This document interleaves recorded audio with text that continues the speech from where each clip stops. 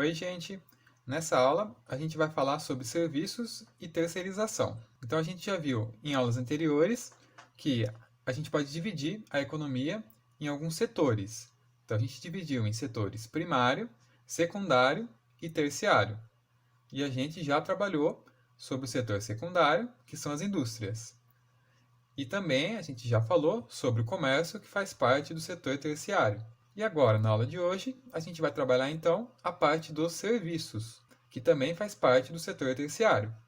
Mas então, o que seria um serviço? Um serviço é a execução ou a prestação, o oferecimento de um trabalho. Então, quando eu ofereço o meu trabalho para uma outra pessoa ou uma empresa, eu estou realizando esse serviço. Então, a gente pode resumir que os trabalhadores que fazem parte do setor de serviço, eles vão realizar um trabalho que satisfaz uma necessidade dessa outra pessoa ou empresa, normalmente uma necessidade imaterial, ou também, como a gente chama, uma necessidade intangível, que seria a mesma coisa que imaterial. E essa é uma diferença muito importante entre o que é um serviço e o que é o comércio. Então, quando a gente pensa em comércio, a gente está pensando em algo que envolve a compra e venda de bens materiais, podendo ser esse bem material algo físico, então um livro, por exemplo, quanto a venda de algo virtual, online. Então, quando eu compro um e-book, por exemplo. Já um serviço, a gente vê que na maioria das vezes não envolve esse bem material.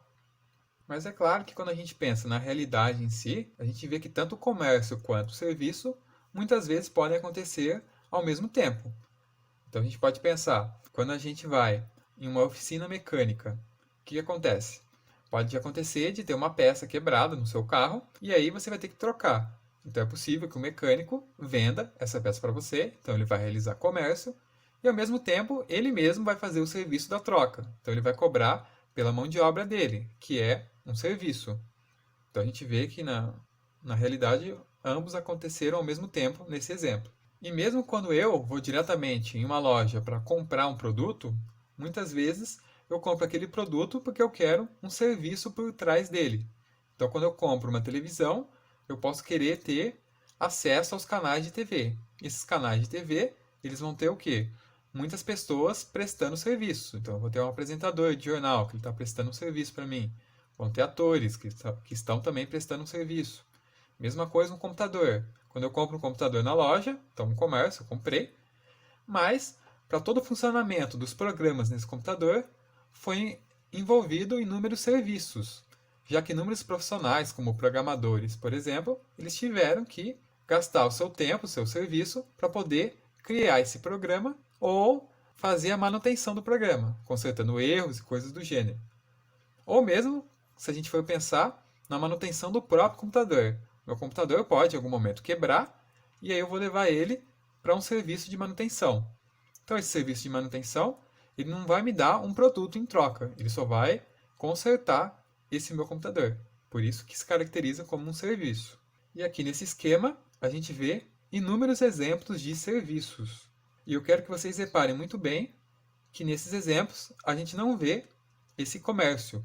Então a gente tem uma pessoa prestando um serviço e ela não me dá nada material em troca, e sim ou algum bem-estar, ou algum benefício, ou algo que eu precisava, mas algo imaterial. Então, quando um advogado, por exemplo, eu contrato ele, ele não vai me dar nada material, não vai me chegar e me entregar alguma coisa que eu quero, porque não é um comércio, é um serviço. Então, o que ele vai fazer? Ele vai lá na justiça e vai me defender. Então, ele cumpriu o serviço dele, que era esse bem-estar que eu estava procurando, esse benefício. Mesma coisa, um segurança, alguém na área da segurança. Ela também vai me prestar um serviço, mas ela não vai me entregar nada em troca, e por isso que não é um comércio. Educação, se a gente for pensar, um professor. Um professor, ele não vai te entregar algo material. Ele não está realizando um comércio, e sim um serviço.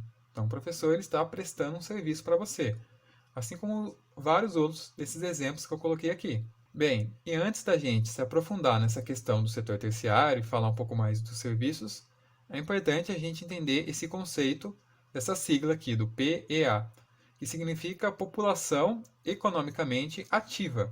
A população economicamente ativa são todas aquelas pessoas que estão efetivamente ou trabalhando, ou então elas estão procurando emprego para assim também trabalhar e gerar renda, e assim movimentar a economia. Então, qualquer pessoa que se encaixe em um desses dois requisitos, que ou pode trabalhar ou está efetivamente trabalhando, essa pessoa faz parte da população economicamente ativa. E é importante ressaltar isso. Então, até uma pessoa desempregada, ela faz parte da população economicamente ativa. E atualmente, com os dados aqui de 2015, a gente vê que quase 60% da população corresponde à população economicamente ativa. Enquanto o restante, esses 41%, eles fazem parte do que a gente chama de população economicamente inativa. São pessoas que não trabalham porque ou não podem, ou porque não chegaram na idade, ou porque já trabalharam no passado e não trabalham mais. Então, idosos que já se aposentaram, crianças que ainda não podem trabalhar, pessoas inválidas que sofreram um acidente, por exemplo, e não conseguem mais trabalhar. E agora, já falando em relação ao setor terciário, é importante a gente não confundir o que é setor terciário e terceiro setor. Eles são nomes um pouco parecidos e eles podem passar a falsa impressão de ser a mesma coisa, mas não são. Então, reforçando, o setor terciário é o que eu estava falando até agora para vocês, que é esse setor da economia que corresponde ao que? Ao comércio, que a gente falou na última aula, aos serviços, que a gente está falando hoje, e a administração pública também estaria ali nessa parte dos serviços, seriam os serviços públicos que o governo nos fornece graças ao pagamento dos impostos. Já o terceiro setor, ele é composto por organizações ou empresas privadas sem fins lucrativos, que é o que a gente chama de ONGs, né? As organizações não governamentais. Porque essa classificação de terceiro setor ela é uma classificação da economia diferente dessa que eu mostrei para vocês. Então, essa classificação que eu mostrei aqui para vocês, de primário, secundário e terciário, é uma forma de classificar a economia. Uma outra forma de também classificar a economia é em primeiro, segundo e terceiro setor. Então, nessa outra classificação, nesse outro tipo de classificação, o primeiro setor ele se refere ao Estado, então ao governo, como parte do primeiro setor. O segundo setor ele se refere às empresas privadas com fins lucrativos, então elas têm o objetivo de obter lucro, dinheiro com a atividade delas, enquanto o terceiro setor ele tem como objetivo trazer algum bem-estar social, cumprir algum objetivo social. Então o objetivo primordial dele não é o lucro. Só para ressaltar, essa aqui é apenas uma divisão, mas isso não significa que o terceiro setor é menos importante do que os outros. É simplesmente uma mera divisão. E alguns exemplos que a gente tem, então, de organizações não governamentais são, por exemplo, a SOS Mata Atlântica, que o objetivo é proteger o bioma Mata Atlântica. Tem o Greenpeace, que o objetivo é proteger o meio ambiente. Temos também algumas conhecidas como o Médicos Sem Fronteiras, a Unicef e muitas outras. Outros conceitos em que a gente também não pode confundir e que podem parecer que são a mesma coisa são os conceitos de terceirização e terciarização.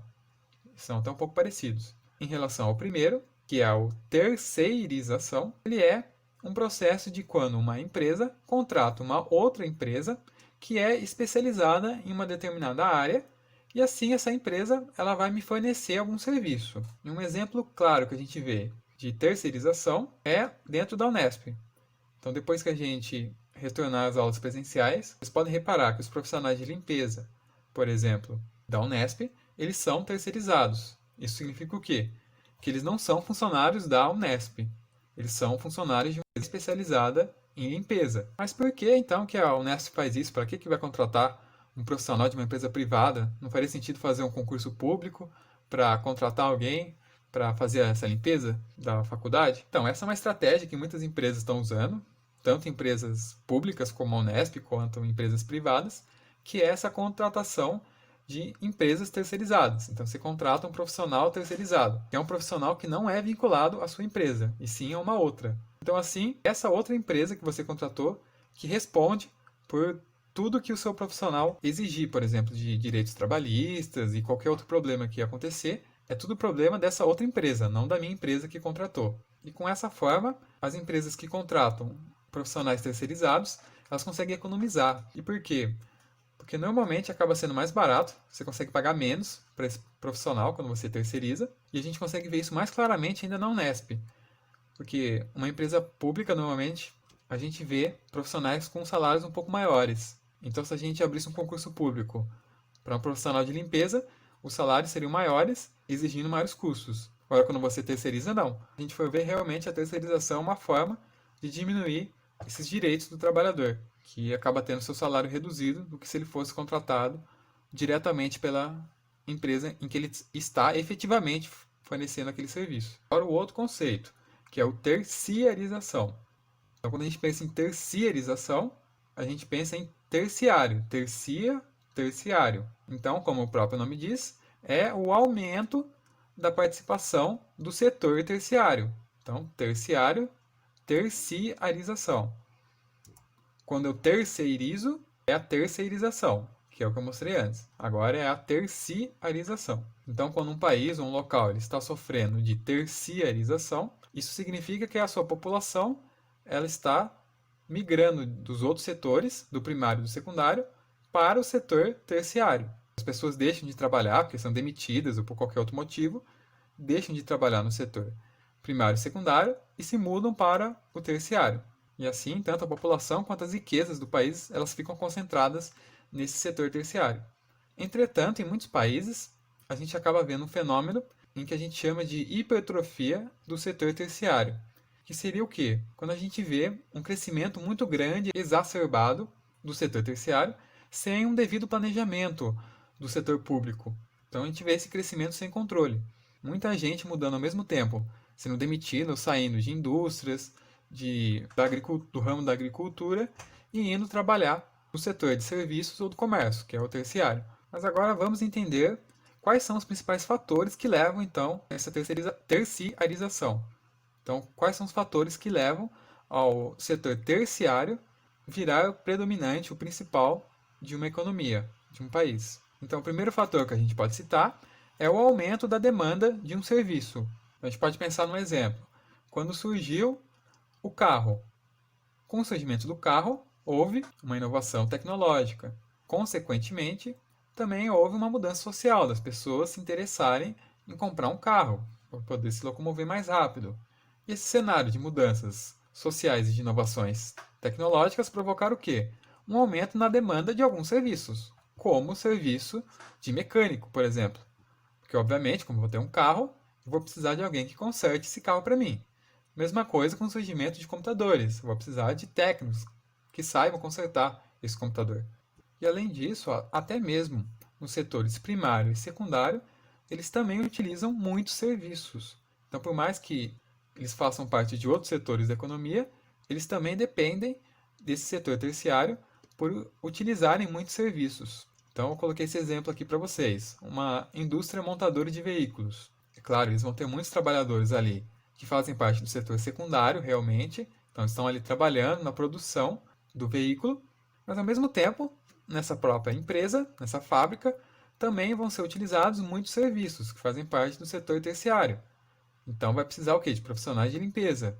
Eles não estão fabricando, então eles não são do setor secundário, são do setor terciário, que eles estão fornecendo um serviço. Então, um advogado que é da indústria, que defende os interesses ali da indústria, que foi contratado, ele também faz parte do setor terciário. Psicólogos, secretários e por aí vai. Inúmeros funcionários são ali necessários para a manutenção da empresa. Outro fator que colabora para essa ascensão do setor terciário foi a modernização industrial e também agrícola. Porque o que aconteceu, tanto no campo quanto também no setor industrial? A gente viu uma grande mecanização de muitos processos que antes eram realizados por pessoas. Em uma plantação, por exemplo, antes da mecanização, a gente ia ter inúmeras pessoas trabalhando aqui. Agora não. Agora basta a gente contratar uma pessoa que vai ficar aqui dentro da colheitadeira e vai colher tudo. Então vocês percebem que muitas pessoas ficaram desempregadas por causa da invenção da colheitadeira, então dessa mecanização. Mesma coisa na indústria. Muitas pessoas trabalhavam no setor industrial e perderam seu emprego para as máquinas. Então as pessoas acabam saindo do setor primário e secundário, então indústria e agropecuária, e acabam muitas vezes se mudando para o setor terciário, que é esse setor de serviços. Então a gente já vê que existe uma correlação ali dessa modernização industrial e agrícola com esse fenômeno, tanto da urbanização quanto do êxodo rural.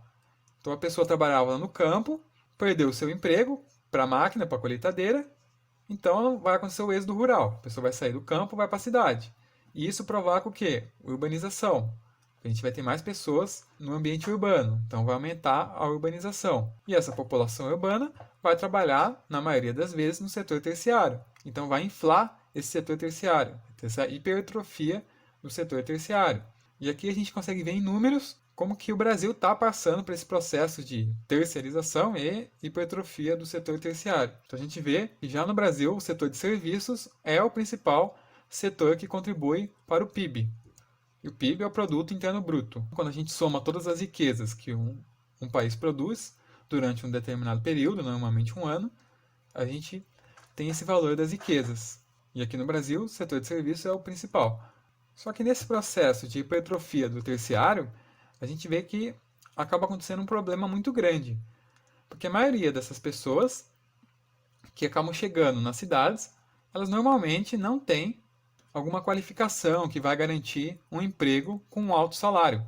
Então, muitas vezes o que acontece? A gente tem uma massa de trabalhadores muito alta e o mercado de trabalho não consegue absorver toda essa massa de trabalhadores.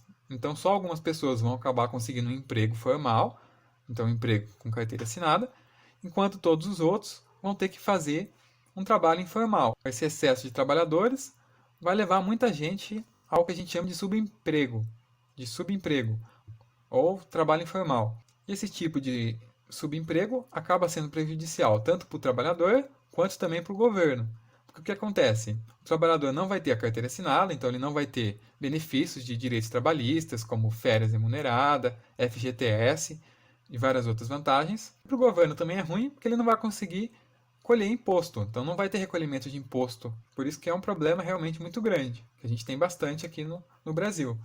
É um problema tão grande aqui no Brasil que a gente vê que 41% dessa população economicamente ativa, ela possui um emprego informal. Então, para vocês verem, uma massa de 38 milhões de pessoas que não possuem esse emprego com carteira assinada. Tanto é que isso é comum que bem provável que vocês conheçam, tenham parentes, amigos, que estejam em algum emprego informal. A gente tem até um exemplo bem recente de um emprego informal, que é um motorista de aplicativo, então Uber, que normalmente até é o que a gente chama de um bico. Vocês já devem ter ouvido esse termo. Ah, eu estou fazendo um bico. Normalmente, quando uma pessoa fala que está fazendo um bico, ela na verdade está fazendo um subemprego, um emprego informal. Então a gente tem alguns outros exemplos muito famosos, como vendedor ambulante, a gente vê muito aqui no Brasil, e feirante. Então nenhum desses profissionais tem todos esses direitos trabalhistas previstos na lei. Aí os motivos é aquele que eu já falei para vocês. Então, normalmente, esses profissionais que trabalham no mercado informal não têm uma formação técnica ou acadêmica que garantiria um emprego com carteira assinada. Então, muitas vezes a gente tem muitos empregos no Brasil, mas não tem ninguém para preencher essa vaga, porque as pessoas que estão disponíveis não têm os pré-requisitos que aquele emprego exige, não têm aqueles conhecimentos que são importantes para exercer um certo emprego. E outra coisa que dificulta também a contratação em um emprego formal são as questões burocráticas e financeiras para você contratar um trabalhador. Porque no Brasil a gente tem uma alta carga tributária, então muitas vezes o patrão ele prefere pagar hora extra para os funcionários que ele já tem, ao invés de simplesmente contratar outro funcionário, porque ele ia ter que arcar com todos esses impostos e essa burocracia, então ele prefere evitar isso apenas pagando a hora extra. E outro problema que a gente vê também, decorrente dessa hipertrofia do setor terciário aqui no Brasil e em muitos países, é a questão do desemprego. Então a gente vê muito a questão do desemprego, principalmente um tipo específico de desemprego, que é o desemprego estrutural. Então o desemprego estrutural, ele acontece a partir de alguma alteração, de uma mudança na dinâmica econômica daquele local. Então, uma mudança que a gente pode dizer que é muito conhecida é a mecanização das fábricas. Então, houve essa mudança na dinâmica econômica de mecanizar as fábricas. Agora, a gente não precisa mais de tantos trabalhadores. Então, os trabalhadores eles são simplesmente chutados das fábricas, porque agora eu tenho máquinas, não preciso mais de você. Essa que é a lógica. E a mesma coisa aconteceu no campo. Eles foram chutados do campo e foram para as cidades. E a gente vê que esse problema é muito grande aqui no Brasil. Tanto que 12% da população não tem um emprego nesse momento. E ainda não entra nessa estatística aquelas pessoas que desistiram de procurar emprego. Então, além desses 12 milhões que estão desempregados, a gente ainda tem quase 5 milhões que são desalentados, que é o que a gente chama daquelas pessoas que desistiram de procurar emprego. Procuraram tanto e simplesmente desistiram, pararam de procurar. E aí não entra nessa estatística oficial de desemprego. Outra coisa importante do setor terciário é que ele não acontece da mesma forma em países desenvolvidos, emergentes e subdesenvolvidos. A gente vê que tem algumas diferenças cruciais entre esses países. Então, como que funciona? Quais são as características do setor terciário nesses países desenvolvidos, nos países ricos? A gente vê que o setor terciário é o principal setor da economia, o maior setor. Em seguida, a gente vê o setor secundário, que são principalmente as indústrias. E, por último, o primário, que vai ter agropecuária, extrativismo e coisas do gênero. Mas, se a gente for lembrar da característica dos desenvolvidos, a gente sabe que eles passaram por um processo de revolução industrial. Então, a gente poderia imaginar que o setor secundário deveria ser o mais forte. Só que o que a gente viu nas últimas décadas é uma tendência da terceirização nesses países. Então, houve uma diminuição do setor secundário para aumentar o setor terciário, que é o de serviços. E o principal motivo é essa diminuição das indústrias pelo fenômeno da desindustrialização, que é o que o próprio nome sugere mesmo, essa diminuição da participação das indústrias na dinâmica econômica daquele país. Os trabalhadores que antes estavam nas fábricas foram substituídos lá pelas máquinas. Esse contingente de mão de obra acabou se mudando para o setor de serviços. E esse processo ele pode acontecer porque nesses países desenvolvidos a gente tem uma mão de obra altamente qualificada.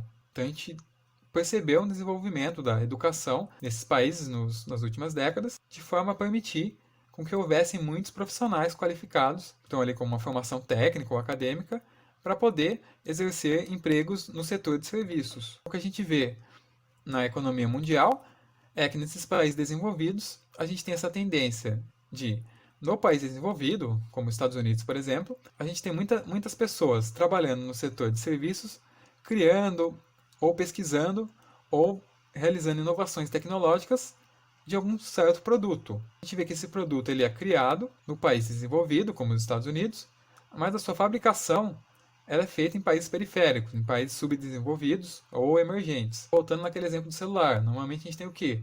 Nos Estados Unidos, um país desenvolvido, o celular ele é ali criado, então como vai ser o design desse celular, quais vão ser as funcionalidades, mas a fabricação das peças do celular, que compõem esse celular, quase sempre é feita em um país periférico, como a China. Então, a China vai lá, faz as peças, tem uma mão de obra barata, ou algum país dos tigres asiáticos, e aí fornece a um preço baixo para os Estados Unidos. Então, a gente vê que daí, em países desenvolvidos, a gente vai ter o que? Essa mão de obra altamente qualificada, e como eles são altamente qualificados, isso vai exigir com que se pague altos salários.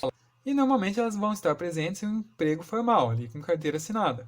Já o setor terciário em países subdesenvolvidos, eles já são um pouco diferentes. Se a gente pensar no outro extremo de países subdesenvolvidos, que são os mais pobres, a gente vê que o maior setor da economia costuma ser o primário, porque normalmente é um país que tem o quê? Uma economia agrária ou uma economia baseada no extrativismo.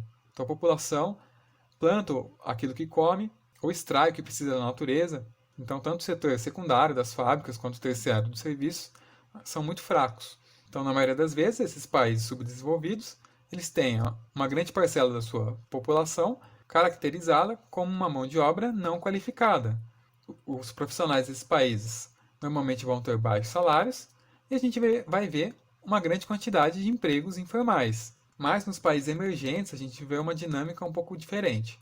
Então, por exemplo, no Brasil, a gente também vê o fenômeno da terceirização, mas ela acontece de uma forma totalmente diferente do que acontece em países desenvolvidos. Porque lá nos países desenvolvidos, a gente viu que houve uma desindustrialização, porque a indústria atingiu seu auge tecnológico, permitindo assim que as pessoas deixassem de trabalhar nas fábricas e passassem a trabalhar no setor de serviços, com alta tecnologia, fazendo o que a gente chama de serviços mais intelectuais. Já no Brasil, o que na verdade aconteceu foi essa desindustrialização, porque a nossa indústria não consegue concorrer com indústrias chinesas, porque ao mesmo tempo a gente não consegue ter produtos inovadores.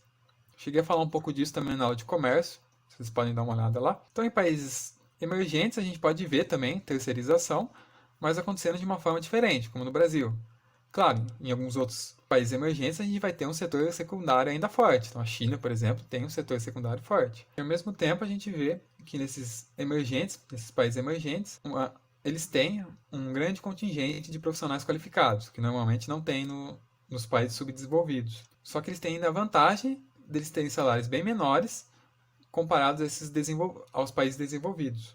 Então a gente vê que os desenvolvidos eles têm uma grande parcela da mão de obra qualificada, enquanto nos emergentes tem uma mão de obra qualificada, mas é menor, e que recebe um salário menor também do que seria em um país desenvolvido. E é claro que esses baixos salários dos profissionais qualificados podem atrair muitas empresas para esses países, né?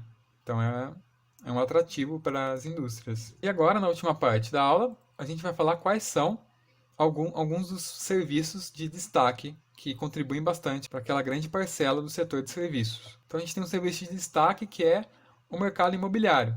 Então esses serviços de venda e aluguel de imóveis, normalmente realizado por um corretor de imóveis, é extremamente importante para a economia de vários países como o Brasil.